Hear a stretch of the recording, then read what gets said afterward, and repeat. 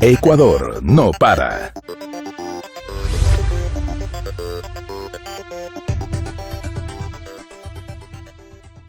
Seguimos aquí en Ecuador no para. En los siguientes minutos vamos a conversar con Carol Murillo, catedrática, comunicadora.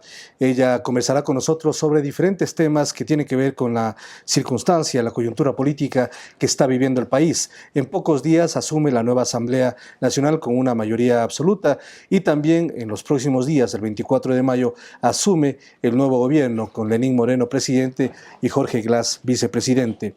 Carol, bienvenida a nuestro espacio. ¿Cuál es su análisis del momento que está viviendo el país después de una primera y segunda vuelta muy compleja, muy dura, muy difícil, y con un triunfo del gobierno y del binomio de Lenín Moreno y Jorge Glass? Muchas gracias, Marco Antonio, por la invitación. Bueno, yo creo que aún sabiendo que este gobierno nuevo es una especie de continuación de la Revolución Ciudadana, estamos viviendo otro momento político, otro momento económico, otro momento social y otro momento regional.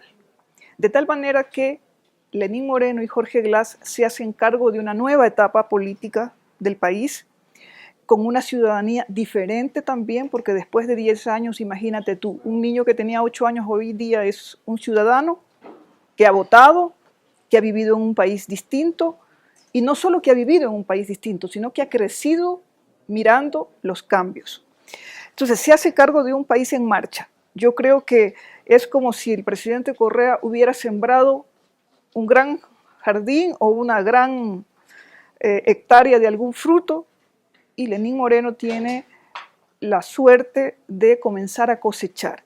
Pero eso no significa que no tenga que hacer otras cosas. Tiene que hacer muchísimas cosas. La primera, lidiar con una oposición, yo diría, rabiosa, y se lo notó durante la campaña de la primera vuelta y sobre todo en la campaña de segunda vuelta. Justamente eso le pregunté a Verónica Arias, asambleísta que participó en esta primera parte, cómo hablar de un nuevo momento, de un diálogo que el mismo presidente electo lo ha presentado así. Si algunos sectores de oposición dicen que primero me hacen esto, es decir, un chantaje para sentarse a conversar, ¿en qué circunstancias podría llevarse a cabo un diálogo? Mira, para empezar, Lenín Moreno tiene otro estilo. Yo creo que eso va a ayudar muchísimo a bajar la tensión. Pero a un diálogo tú no vas a poner condiciones. Tú vas con tus propuestas, el presidente tiene, en nombre del gobierno tiene otras, se las pone sobre la mesa. No es una obligación que todas las demandas de un grupo o todas las propuestas del gobierno sean aceptadas. El diálogo es para consensuar. Si tú llevas 10 cosas, a lo mejor te pones de acuerdo en 2. Y a partir de ese momento tú comienzas porque la política es una constante tarea de negociación, una constante tarea de diálogo con los diversos actores sociales. Tú no puedes condicionar algo frente a un gobierno que recién empieza y que no sabes cómo va a ser. Lo único que sí sabes es que tiene una matriz política, que tiene unas ideas, que tiene una visión de todo lo que ha sucedido durante estos 10 años. Pero se debe conversar con todos porque hay sectores recalcitrantes que han hecho mucho daño en este proceso político y que el presidente Correa pues no se ha sentado por muchísimas circunstancias. Por supuesto, mira, yo creo que como en todo tú tienes que seleccionar. Yo creo que hay sectores que no quieren conversar, porque al no querer conversar se convierten en contradictores políticos permanentes. Y tienen un gran aliado, que son los medios de comunicación privados. Y en esos medios de comunicación privados se ha construido un espacio y un discurso de oposición. A todo, a todo. Parecería que si mañana el presidente dijera que sube el sueldo básico a $1.000, hasta de eso se opondrían. Saldrían las cámaras de producción a decir que eso es imposible, lo que sea.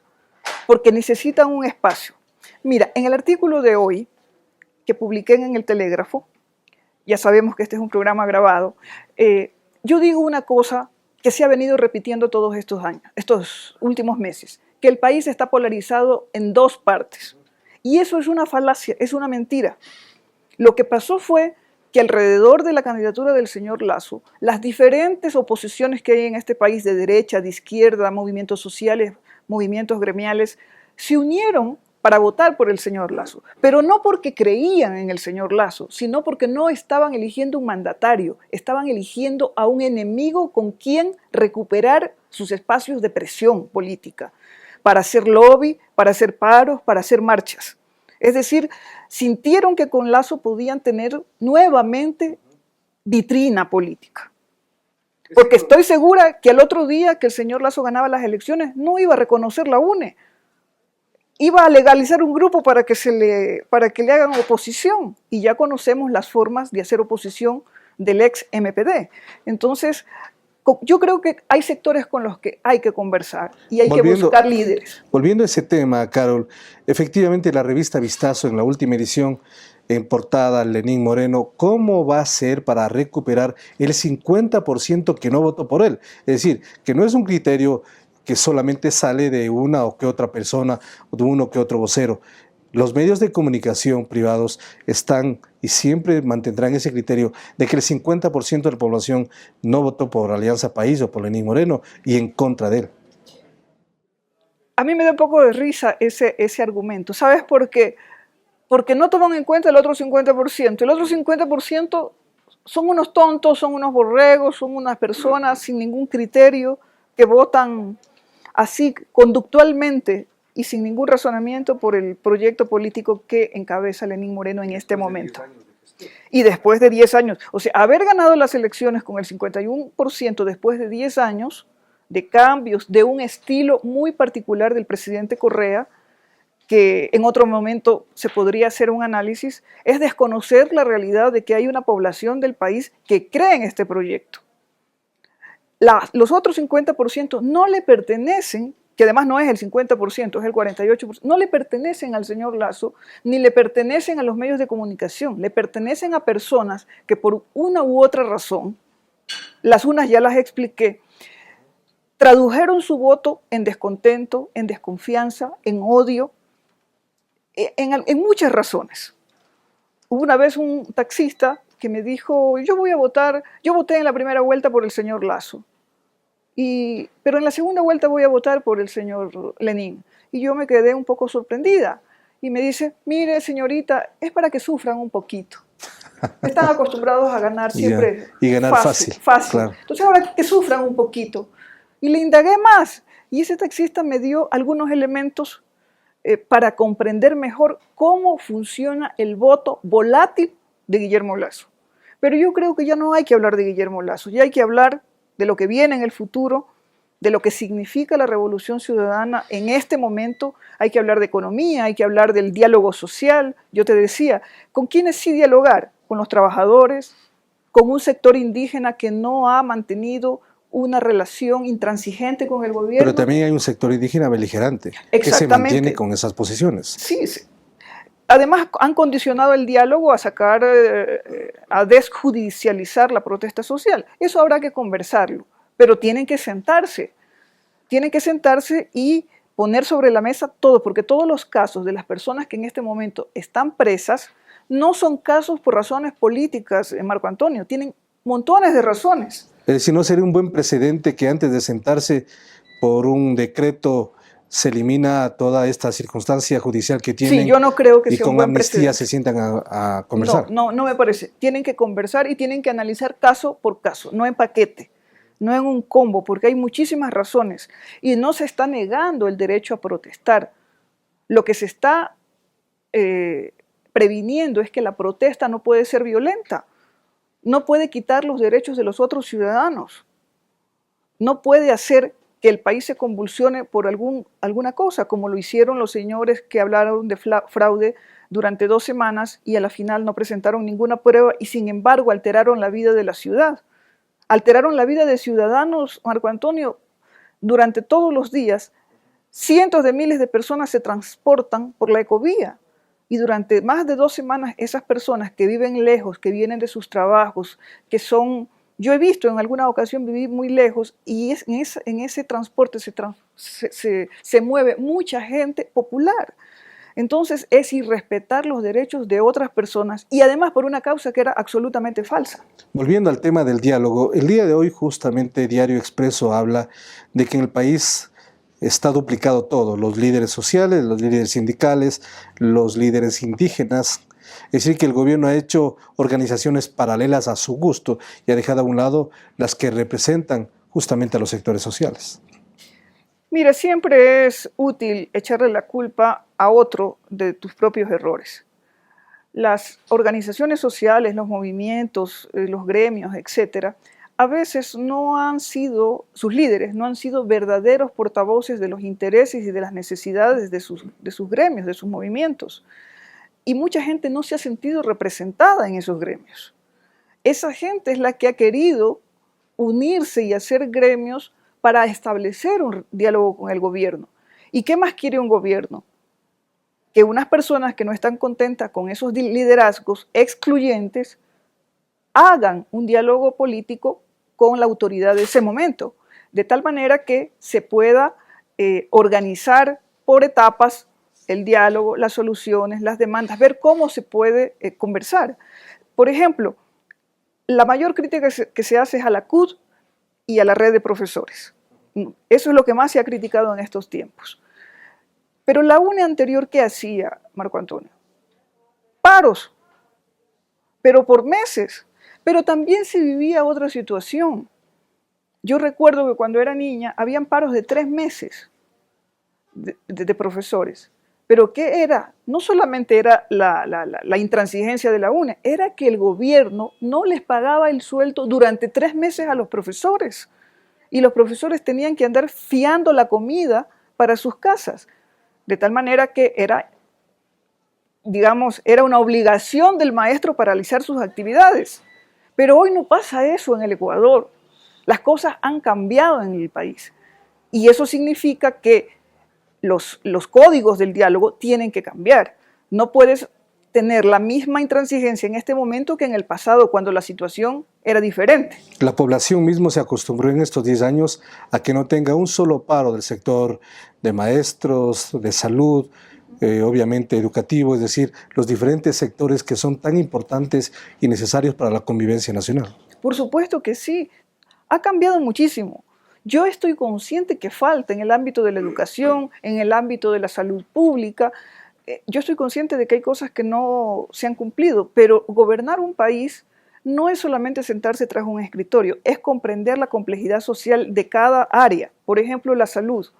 ¿Cuántos hospitales se han hecho? ¿Cuántas personas se han beneficiado de eso? Y además, lo más importante, Marco Antonio, hay que cambiar la mentalidad del profesional, del servidor público. Hay que educarlo políticamente. El servicio público es una cosa que necesita una convicción social. Vamos a hacer una pausa en este momento, seguiremos conversando con Carol Murillo. Aquí estamos haciendo un análisis de la coyuntura que está viviendo el país a pocos días de que el presidente electo Lenín Moreno asume el poder. Enseguida regresamos con ustedes.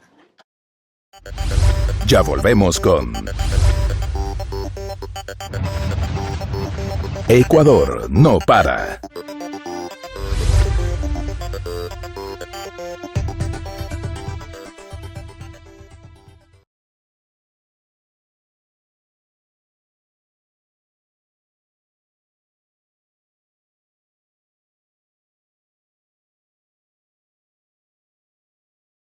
Continuamos con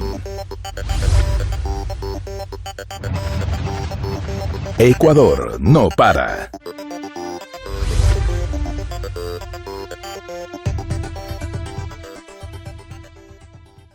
Continuamos conversando con Carol Murillo, además de catedrática, es comunicadora editorial, tú eres editorialista de Diario El Telégrafo y compartes espacio en Radio Pública en algunos medios de comunicación, incluso privados, que lo has hecho a lo largo de tu trayectoria.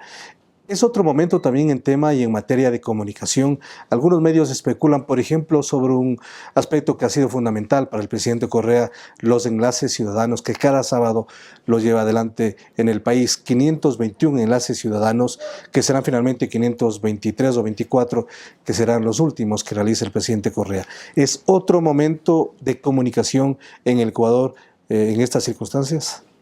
Sí, Marco Antonio. Mira, yo recuerdo cuando el presidente Correa empezó su gobierno en enero del 2007, hace un poquito más de 10 años, los periódicos privados, no sé, no me acuerdo qué decisión había tomado el presidente y le sacaron una primera plana advirtiéndole. Y en ese momento creo que el gobierno de la Revolución Ciudadana y el presidente se dieron cuenta de lo importante que es la comunicación en política. Y creo que de allí, de alguna manera, nació la idea de tener medios públicos, medios que tuvieran que ver con las necesidades políticas que tiene un país y que refleje eso. Así creo que, de una manera muy sucinta, te digo, nacieron medios públicos y tuvieron, y claro, los medios privados se enojaron terriblemente. En esa época yo era subdirectora de Diario El Telégrafo, el primer diario público del país, y la pelea con los medios privados era terrible porque no querían una contraparte. No querían que esa contraparte, que además se denominaba público, tuviera una incidencia o una influencia mayor en la que ellos sobre la que ellos habían construido durante decenas de años opinión pública. Pero los medios públicos nacieron y crecieron y se han fortalecido. Y en este momento el papel de los medios públicos debe ser diferente. Debe ser diferente porque ya tenemos otra realidad, porque debe preocuparse no solo por una mirada noticiosa, sino por una mirada de análisis acerca de lo que se está haciendo en el país. Por decirte algo, la oposición dice que en este país no hay institucionalidad, pero la hay. Hay una institucionalidad que no le gusta a ese sector. Hay una institucionalidad que organiza la vida en diferentes aspectos económicos, de tramitología, el SRI, la salud pública. Es Las decir, mismas funciones del Estado. exacto, hay políticas públicas y solo puede haber políticas públicas cuando tú tienes una institucionalidad fortalecida. De lo contrario, no hay. Los medios públicos también son unas instituciones que se han ido consolidando y a la par de esa consolidación, su rol también va cambiando y se va ampliando. En estos 10 años, ¿cuál ha sido la principal contribución de los medios públicos o cuál es el análisis en este sentido? Mira, yo creo que si no hubiese habido medios públicos, por ejemplo, en este último proceso electoral, tendríamos otro presidente, porque los medios privados conducían la opinión pública a veces para sobresaltarla, para someterla a ciertos criterios y a veces para hacerla creer sobre ciertos resultados electorales. Acuérdate, Marco Antonio, hace unos años, ¿dónde se contabilizaban los votos? ¿Dónde estaba toda la maquinaria? En un banco, en Filambanco. Allí se daban los resultados electorales y los canales de televisión privados hacían línea directa con ese. Y las oficinas decían atrás Filambanco y nadie podía decir esos resultados son falsos o hay fraude porque una institución privada que tiene la tecnología, que en ese momento comenzaba a ser ya la informática, da resultados falsos. Nadie decía nada. Pese a que fueron cuestionados y que han sido cuestionados más adelante. Sí, han sido cuestionados. Sin embargo, hoy tenemos un consejo electoral diferente que se ha puesto a la altura de los tiempos en tecnología y en todo lo que supone el manejo de un proceso electoral. Ahora sí se desgasta a una institución que pertenece a este proceso político.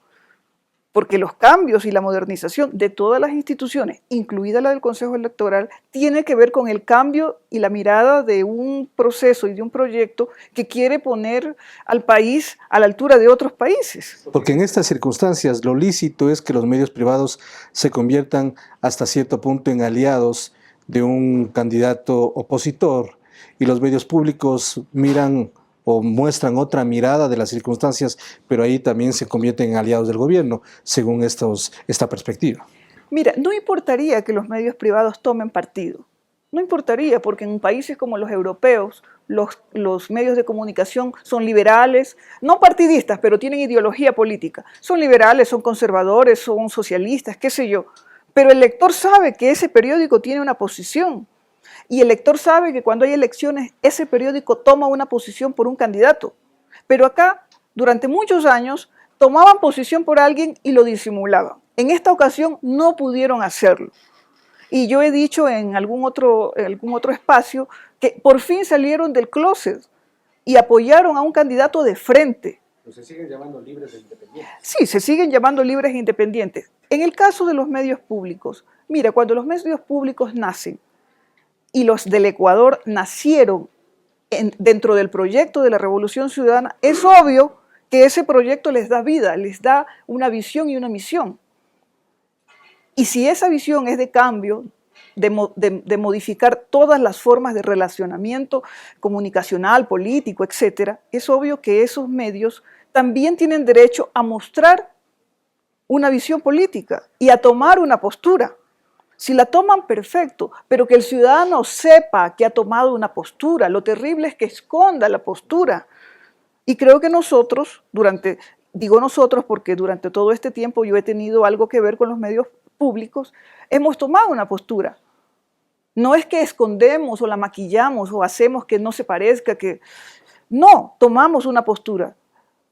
Y tomamos esa postura porque sabemos que esto existe gracias a este proyecto político que le hace, y además hacemos un gran servicio, Marco Antonio, le podemos ofrecer a la ciudadanía otra mirada de las cosas. O sea, la noche de las elecciones la gente podía sintonizar un canal y otro y darse cuenta de las circunstancias. ¿Y qué tenía que hacer la ciudadanía? Los medios no son una iglesia para que la gente les tenga fe. Los medios son un espacio de comunicación para que la gente reflexione, piense. Los medios le dan elementos a las personas para que tomen una decisión.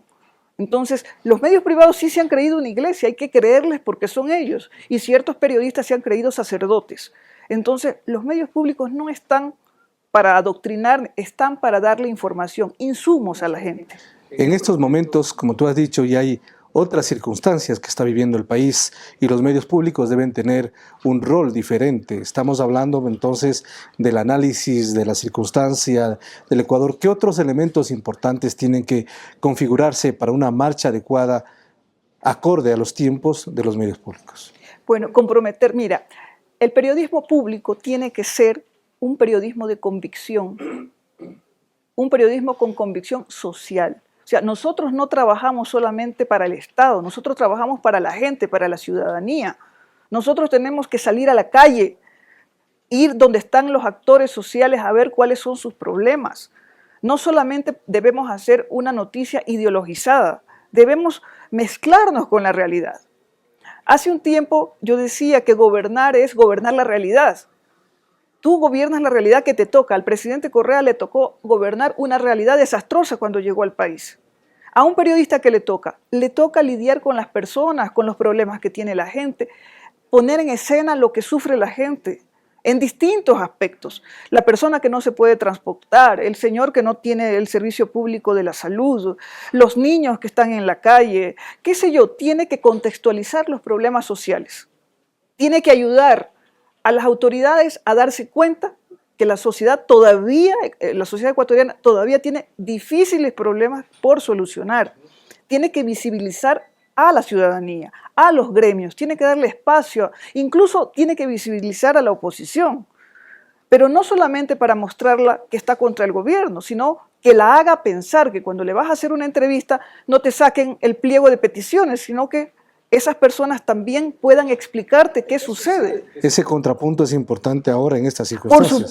Por supuesto, porque todos tenemos derecho a tener voz en un medio público, pero no convertirnos simplemente en una voz de un lado que no permite a las personas contrastar las realidades. Porque la acusación permanente es que, claro, ustedes, medios públicos, con el dinero de nosotros, los ecuatorianos que pagamos impuestos, lo único que hacen es propaganda del gobierno actual. Eso es una cosa que posicionó la oposición. Yo lo que creería y yo lo que sí pienso es que un periodista de un medio público no es un periodista cualquiera. Es un periodista que tiene que tener una serie de valores, una serie de convicciones y una formación determinada. Yo creo que ser periodista de un medio público no es tener trabajo solamente. Donde me den trabajo estoy bien, y si me dan en los medios públicos, bien. No, el periodista tiene que tener una convicción, una formación humanística, tiene que tener una sensibilidad especial. Y hay que trabajar en esa sensibilidad especial, hay que trabajar en esas convicciones. Porque no se trata de salir, buscar la noticia rápido y traerla al canal, se trata de involucrarlo en la vida social de la gente, involucrarlo en los problemas que tienen los niños cuando ingresan a las escuelas. O sea, ese periodista tiene que tener otra visión. Es como si tuviera siempre que sale a la calle una especie de lupa que le hace ver más allá de lo que la gente común y corriente ve. O sea, ese periodista tiene que tener como un olfato especial para ver descubrir dónde está la noticia. Las generaciones actuales, Marco Antonio, y esto sucede a nivel de todas las profesiones, no ven, no observan, van con el teléfono, van chateando, van con audífonos, aislados del mundo. Hay profesiones en las cuales uno tiene que estar siempre alerta, mirando, observando. Lo que sí es importante en estos momentos es mantener a los medios públicos, pero además de mantenerlos, darles más posibilidades de que puedan ser mucho más, de mayor impacto en el país, en la ciudadanía, con más recursos y más infraestructura, que es tan importante para competir en igualdad de condiciones con los medios privados. Por supuesto. Y para que el ciudadano no crea que estos son unos medios públicos pagados por sus impuestos, tienes que demostrarle que les estás haciendo un servicio. Que los medios públicos le hacen un servicio al ciudadano, a la gente. Entre más gente se vea en los noticieros, en los programas, pero para eso necesitas también no solo convicción, necesitas manejo profesional, manejo de tecnologías, necesitas mucha formación. Entonces, solo en ese momento, cuando tú tienes toda esta infraestructura que antes no había, tienes un canal nacional, tienes una radio nacional, tienes un periódico nacional, el periódico tiene subsedes en otras partes del país, tienes la agencia de noticias que es muy citada por los medios nacionales, privados e internacionales y que tiene una credibilidad y que la gente dice, si es noticia de allí, no tienen suspicacia frente a las noticias de antes. Eso es muy importante. De tal manera que en esta nueva etapa de los medios públicos, me parece a mí, con toda modestia, que son los principios por los cuales debe insertarse en la nueva realidad política ecuatoriana. Carol, muchas gracias por aceptar este diálogo con nosotros. Gracias a ti, Marco Antonio.